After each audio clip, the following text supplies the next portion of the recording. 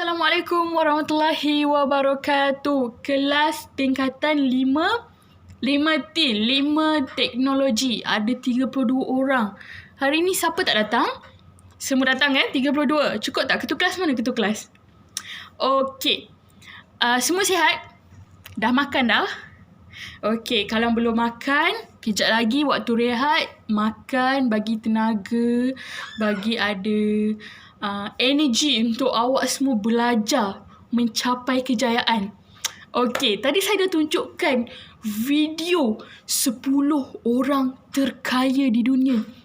Wow. Saya pun nak jadi macam salah seorang lah. Terutama yang mencipta Facebook, Mark Zuckerberg tu. Dia ada berapa million tadi? Banyak sampai tak terkira. Muda lagi awak semua. Muda lagi tapi dia boleh capai kejayaan yang macam tu. Tapi sebenarnya, definisi kejayaan bagi seseorang individu itu adalah berbeza. Betul tak? Mungkin saya, kalau dulu waktu saya dekat tempat awak, saya nak jadi cikgu. Cita-cita saya nak jadi cikgu. Mungkin dengan cita-cita jadi cikgu tu adalah orang cakap apa? Kejayaan bagi saya. Mungkin Amirah. Nama awak Amirah Okey, mungkin kejayaan Amirah adalah untuk menjadi seorang doktor. Itu kejayaan bagi Amirah. Boleh banggakan mak ayah. Boleh banggakan adik-beradik. Kan? Betul tak? Mungkin kejayaan bagi Zamir.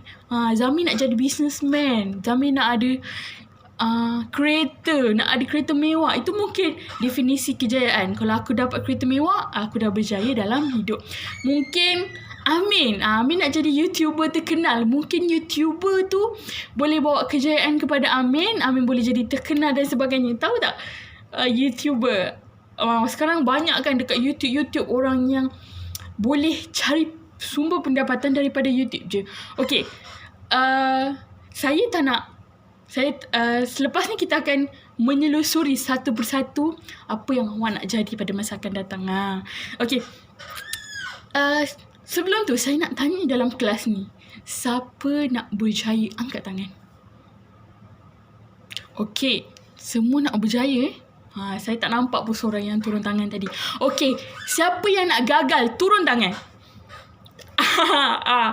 Okey, ramai sebenarnya orang yang tak nak gagal. Saya pun sendiri tak nak gagal. Tetapi kalau awak tengok, berjaya ni bukan senang, betul tak? Bukan senang nak apa yang kita dapat. Bukan mudah untuk kita capai apa yang kita nak. Kadang-kadang ada je dugaan, ujian, kegagalan yang datang dalam diri kita untuk kita mencapai kejayaan tu. Okey. Bagi saya, saya nak bagi tahu, bagi saya lah, kejayaan adalah apabila kita dapat capai sesuatu yang kita nak tanpa berhutang, tanpa menyusahkan orang lain, tanpa orang cakap apa? Tanpa menyusahkan orang lain. Contohlah saya nak kereta besar. Sekarang ni saya pakai kereta biasa-biasa je. Okey, saya nak kereta besar. Dan saya tak naklah berhutang dengan mak ayah. Tak naklah berhutang dengan Ahlong. Kalau saya dapat capai contoh kereta Mercedes. Dan saya tak berhutang, saya bayar cash. Itu adalah kejayaan bagi saya. Okey. Mungkin kejayaan definisi awak semua berbeza-beza. Jadi, saya tunjuk video tu tadi. Saya nak bagi tahu bahawa tajuk kita pada hari ini adalah kejayaan yang sebenar. Okey, apa tu kejayaan yang sebenar? Kita akan stay tune, kita akan tunggu selepas ini. Okey. Sebelum cikgu nak tanya, hari ni cikgu gantikan kelas cikgu Khuzairi yang mengajar sejarah kan. Hari ni sekarang sejarah kan. Tapi satu masa je cikgu ambil. Dan cikgu dah siapkan bahan untuk awak belajar. Sebab saya masuk kelas ni pun ajar saya buat bahan ni pun sebab awak semua tahun depan dah habis sekolah kan. Awak dah duduk sekolah, pakai baju sekolah.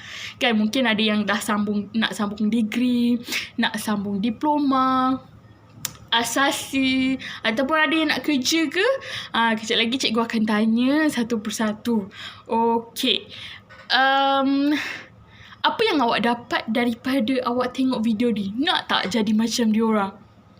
Nak kan? Kalau awak tengok Mark Zuckerberg tu buat Facebook je. Tapi dah banyak gaji dia. Bermilion-milion. Bertrilion-trilion. Siapa yang tak nak kan? Okay. Saya pasti dalam kelas ni awak semua nak berjaya. Awak semua nak capai kejayaan. Siapa je nak gagal? Okay. Jadi banyak pula cikgu cakap pasal permulaan ni kan, introduction lah orang panggil, introduction tentang kejayaan yang sebenar. Tetapi awak semua tahu tak apa kejayaan yang sebenar? Dah ada kereta, dah ada duit, dah ada rumah, dah ada tanah, dah ada sebagainya. Awak tahu tak definisi sebenar kejayaan tu apa? Definisi kejayaan yang sebenar itu kejayaan yang ada nilainya. Kejayaan yang awak boleh membahagiakan orang di sekeliling awak. Awak boleh bantu orang yang susah. Kalau dalam Islam, kita wajib bersedekah, okay, bagi membantu atau mengurangkan beban-beban orang yang tak mampu. Itu pun antara kejayaan yang sebenar, yang memberi nilai, manfaat kepada orang lain. Jadi saya nak awak bila dah besar nanti, kejayaan yang awak dapat ataupun antara salah satu kejayaan yang boleh awak capai adalah memberi orang tersenyum, kongsi rezeki ataupun dan sebagainya. Itu adalah kejayaan yang sebenar. Okey, saya tak nak cakap panjang lebar. Saya nak bagi awak satu formula. Formula tentang berjaya. Formula tentang kejayaan yang kalau kita tengok, kalau orang lain cakap berusaha, tapi saya takkan bagi formula tu. Itu formula yang dah lama. Berusaha, tanda kejayaan. Okey tak, saya akan bagi 3 formula, iaitu 3 huruf. Huruf apa? Huruf M. 3M. Okey, siapa nak formula yang boleh membantu awak untuk berjaya? Angkat tangan. Okey, balik semula. Saya nak laju-laju. Saya nak bagi awak semangat lagi. Siapa nak formula berjaya 3M? Angkat tangan. Okey, semua nak. Okey. Jadi, apa itu formula 3M? 3M. M yang pertama. Awak kalau nak berjaya, kena ada mission. Apa misi awak? Awak nak jadi apa? Dan saya pasti perkara tu semua ada. Tapi kalau kebanyakan anak-anak murid saya, bila saya tanya, nak jadi apa? Tak tahulah cikgu, saya tak ada cita-cita lagi. Itu ada masalah kalau nak berjaya macam tu. Tak tahulah cikgu, saya pun tak tahulah nak jadi apa. Awak kena aim dari sekarang. Lebih lama awak aim, insya-Allah perkara yang awak nak tu lebih senang nak dapat. Contoh, saya aim nak jadi cikgu daripada tingkatan 3 lagi. Saya nak jadi cikgu daripada tingkatan 3. Awak bayangkan, punya lama saya aim. Sekarang ni umur saya 32. Berapa lama saya aim dari tingkatan 3, umur 15 tahun, betul? 15 tahun ke 32 tahun saya aim nak jadi cikgu. Misi saya tetap yang satu, tetap kukuh.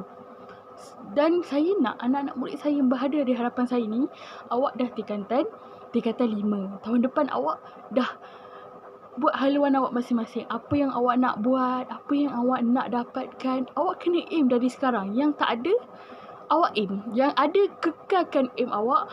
Dan kalau boleh, awak cari apa kebaikan. Apa kebaikan kalau awak sambung degree? Apa kebaikan kalau awak sambung asasi? Apa kebaikan kalau awak sambung diploma dan sebagainya? Dan juga apa kebaikan kalau awak kerja? Itu maksud saya misi. Misi awak kena yang satu, yang tetap, yang jelas. Supaya awak sendiri jelas. Awak nak berjaya atau awak nak kegagalan? Nampak tak macam mana saya cakap misi tu penting? Itu M yang pertama. Okey, saya terangkan M yang kedua. Okey, M yang kedua adalah mentality. Macam mana mentality kita? Sejauh mana kita percaya bahawa kejayaan itu akan datang? Macam mana kita berhadapan dengan misi tu? Contoh, saya bagi contoh lah untuk awak senang faham.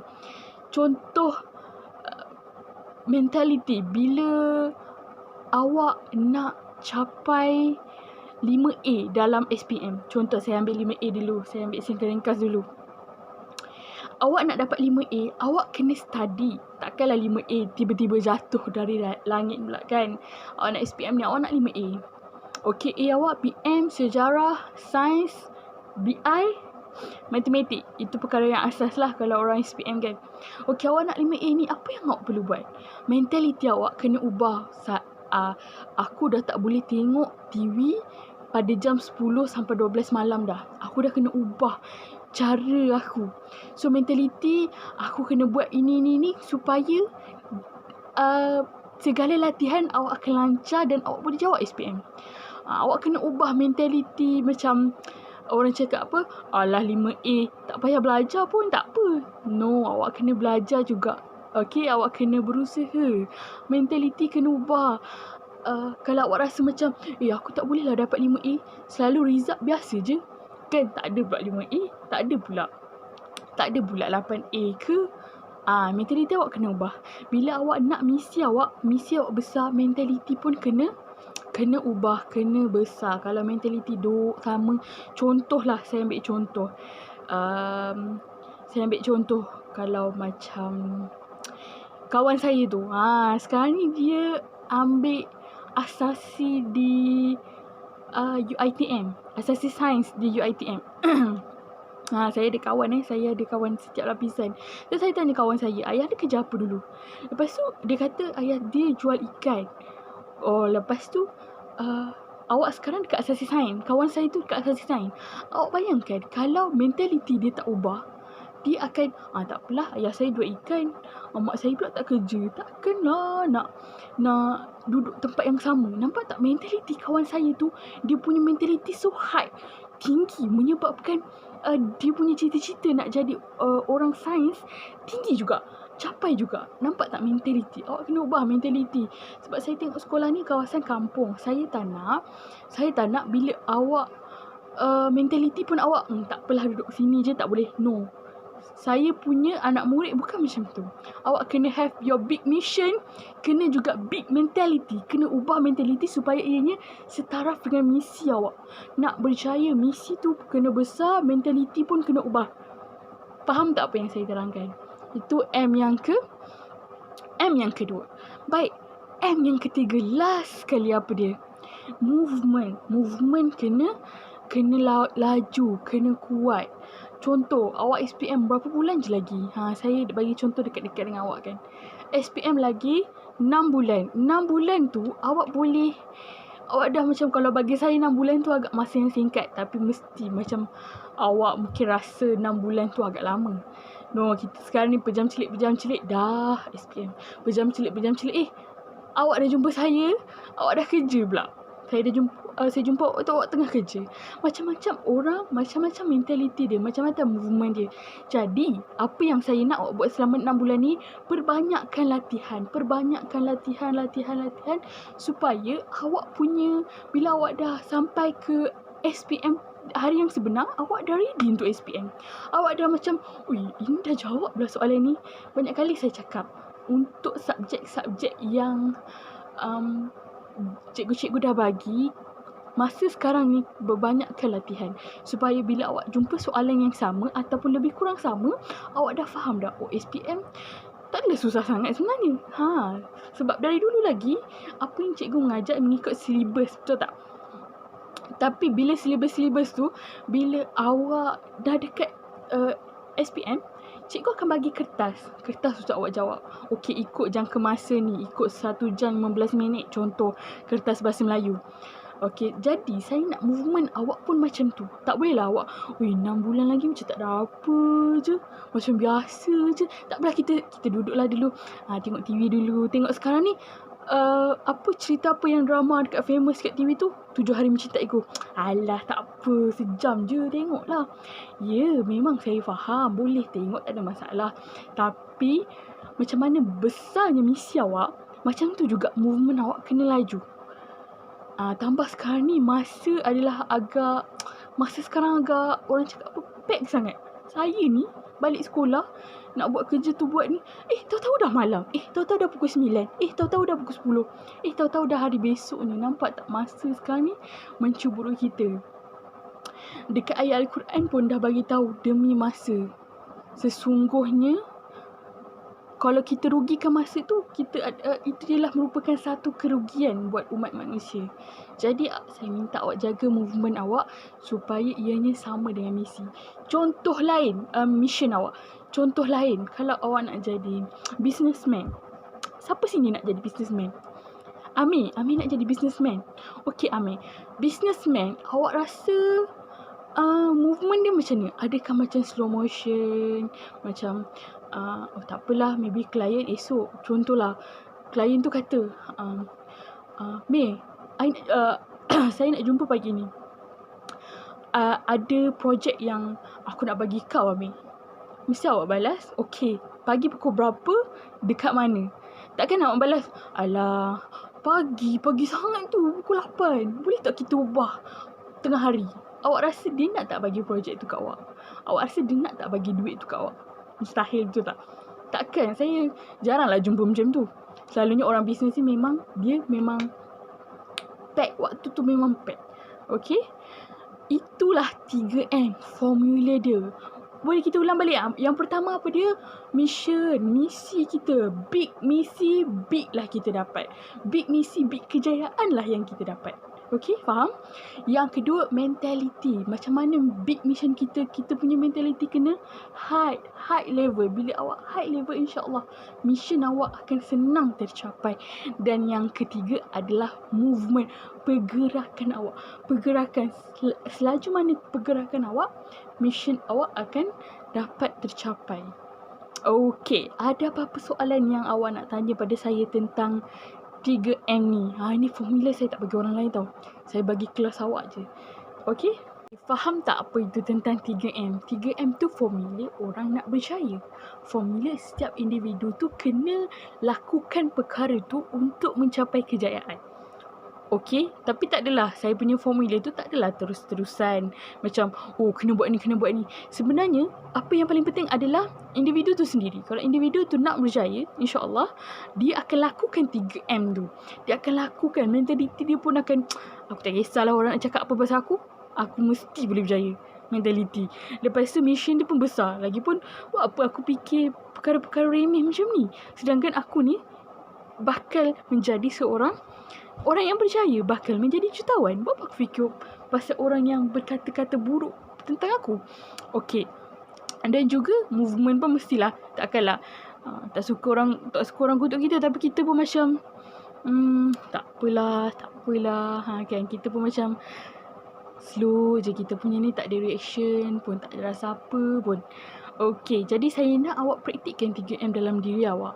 Apa yang awak nak, awak praktikkan 3M, insya-Allah dalam jangka masa yang boleh dikira awak mampu capai kejayaan, mampu capai apa yang awak nak dalam hidup awak. Okey. Itu formula kejayaan, formula yang kalau awak buat awak dapat. Ini saya nak bagi formula bila awak nak, awak buat dan ianya memberi manfaat kepada orang lain, memberi nilai kepada orang lain.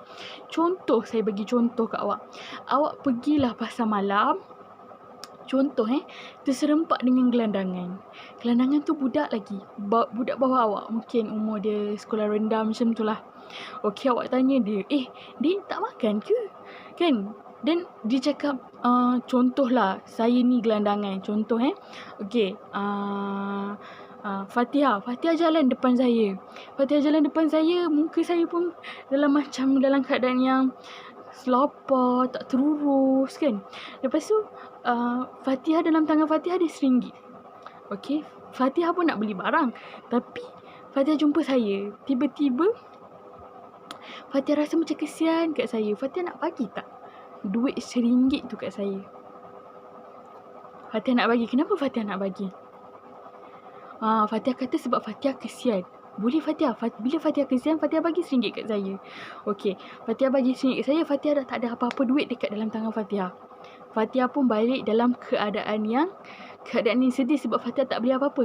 Tetapi bila Fatihah bagi saya RM1, Fatihah rasa seronok sebabnya Fatihah mampu bahagikan saya. Saya pula bila dapat RM1, yelah orang tengah lapar, dapat pula RM1, saya macam okey, aku nak beli fishball lah yang 5 kupang tu. Dapat 2 kalau 5 kupang.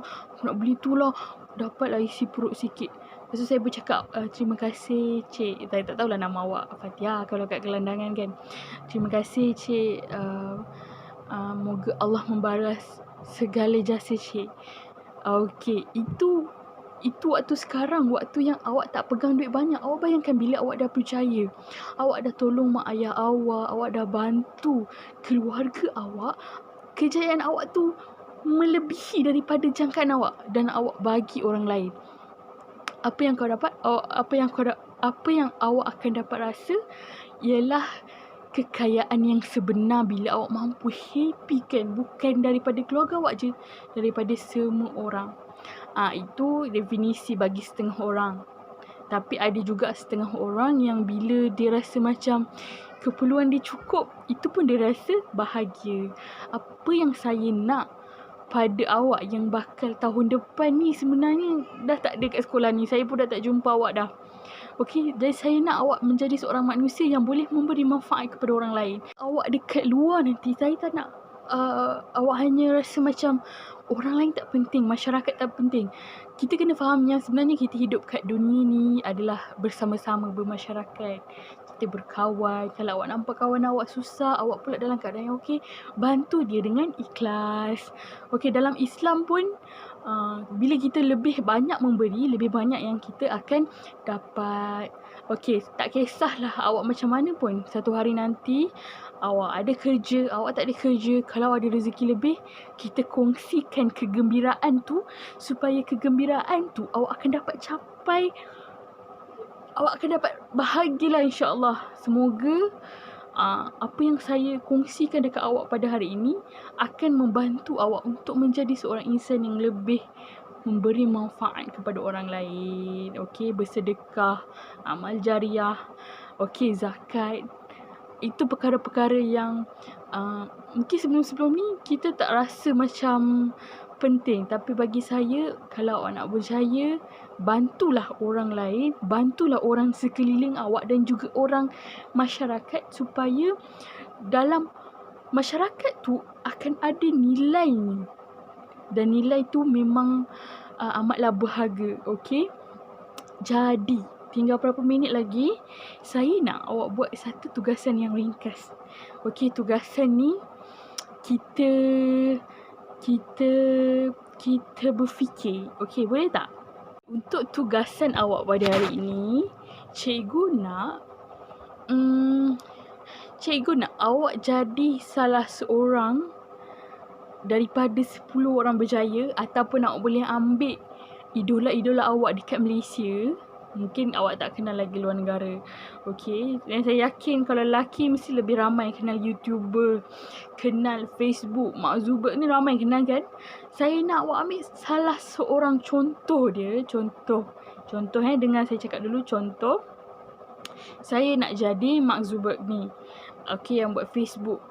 So bila saya buat Facebook, saya ada duit bertrilion kan. Saya ada duit, saya ada kereta, saya ada rumah. Saya nak awak tuliskan 5 perkara bila awak jadi Mark Zuckerberg, apa yang awak lakukan untuk memberi tambah nilai kepada masyarakat. Okey, saya tak nak bagi contoh. Saya nak awak fikir, sebab saya dah terangkan tadi yang pasal gelandangan tu. Saya nak awak fikir 5 perkara yang awak boleh lakukan seandainya awak seorang individu yang berjaya suatu hari nanti. Amin, amin. Saya aminkan dulu awal-awal. Okey, apa yang awak akan buat? 5 sahaja. Saya bagi masa 10 minit. Lama sangat tu. Saya bagi masa 3 minit ataupun 3 ke 5 minit untuk awak tuliskan apa yang awak nak lakukan. Betul. Ianya termasuk daripada persekitaran awak, family dan juga masyarakat. Macam saya cakap tadi, lebih besar misi awak, lebih besar awak punya impian, awak punya matlamat tu lebih akan jadi besar. Okey, saya bagi masa 3 ke 5 minit untuk awak tuliskan 5. Okey, faham? Ada apa-apa soalan boleh tanya. Okey, tak ada boleh mulakan sekarang. Jadikan contoh macam ni. Saya nak Mark. Okey, saya ambil nama ringkas je lah. Contoh saya Ikram ataupun saya Amira, saya Fatihah. Saya Fatihah, saya nak jadi seperti Mark Zuckerberg. Dan saya akan membantu. 1 2 3 Okey? Faham semua? Okey, boleh mula sekarang. Okey. Semua barang belajar dah siap ke? Okey. Jadi saya nak panggil. Ni mesti paling seram, bukan part paling seram bila cikgu-cikgu buat. Contoh dulu masa zaman saya lah. Kan kalau cikgu mat tu, kalau Aida, saya macam terkulat-kulat lah sebab saya ni tak ada hati sangat matematik kan. Tapi bolehlah jawab tu, Alhamdulillah. Matematik biasa, bukan mat lah. Okey, para pelajar semua macam mana, dah siap? Okey, saya nak panggil seorang para pelajar. Fatia. Boleh Fatia? Bagus Fatia, ada keyakinan. Boleh cikgu. Untuk berkongsi 5 perkara yang Fatia kongsikan, yang Fatia ada tulis dekat dalam kertas, untuk memberi nilai kepada orang ataupun masyarakat. Okey. Jadi mesti ni kertas Fatihah, saya bacakan. Yang pertama, Fatihah kata Fatihah nak bantu warga emas di sebuah pusat. Okey. Itu adalah salah satu matlamat yang bagus. Okey, kita bantu orang lain. Bila Fatihah kata Fatihah dah kaya, Fatihah nak bantu warga-warga emas. Yang kadang kalau kita tengok warga emas tu, banyak kan yang anak-anak tinggalkan macam tu. Bagus Fatihah, saya tepuk tangan kepada Fatihah. Okey, sangat bagus Yang kedua, Fatihah nak bantu adik untuk belajar keluar negara. Kenapa Fatihah nak bantu adik keluar negara?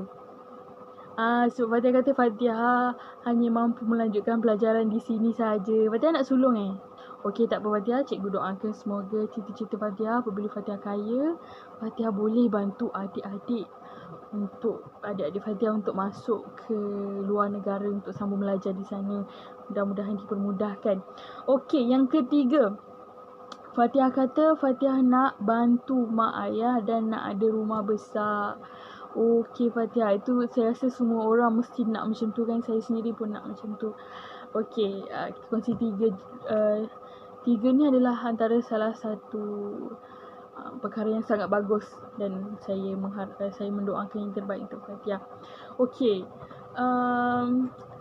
masa pun menceburui kita. Jadi itu yang cikgu nak sampaikan pada hari ini. Awak kena ingat yang tahun depan ialah merupakan tahun terakhir awak. Maafkan saya, tahun ini merupakan tahun terakhir awak di sini. Lepas ni awak dah melanjutkan pelajaran, awak dah bekerja, awak dah sambung apa yang awak nak. Cuma saya minta satu, sebagai seorang manusia, awak kena bertanggungjawab, memberi nilai kepada orang lain. Saya tak nak awak bila awak keluar, awak sia-siakan apa yang awak dah usaha selama ni kan. Awak sekolah menengah 5 tahun, lepas tu sekolah rendah 6 tahun, tapi awak tak bawa apa-apa impak pada diri awak terutamanya. Saya nak tengok awak menjadi seorang individu yang kalau tak orang cakap tak sambung belajar pun, itu bukan masalah. Janji awak berjaya, awak mampu membantu orang lain. Okey. Jadi itu saja daripada cikgu. Jangan lupa formula 3M. Awak boleh kongsikan dengan kawan-kawan. Okey. Jangan lupa movement kena cepat. Mentaliti kena ubah. Kalau awak still mentaliti takut dekat bawah terburung lah awak nanti. Okey, itu saja daripada cikgu. Kalau ada apa-apa soalan, ada apa-apa pertanyaan, ada apa-apa yang cikgu nak bantu, contoh macam hal kerjaya awak ke, dapat result, awak nak ke mana lepas awak dapat result, boleh berjumpa cikgu di bilik kaunseling. Cikgu masih ada di situ. Okey, itu saja daripada saya. Ada apa-apa soalan sebelum cikgu undurkan diri? Tak ada Okey. Itu saja daripada cikgu. Cikgu doakan semoga awak berjaya menjawab SPM. Kalau ada masa lapang lagi, bolehlah cikgu relief kelas ni. Okey. Kalau ada masalah, boleh jumpa cikgu di bilik kaunseling. Itu saja daripada saya. Sekian. Wabillahi taufiq wal hidayah. Wassalamualaikum warahmatullahi wabarakatuh.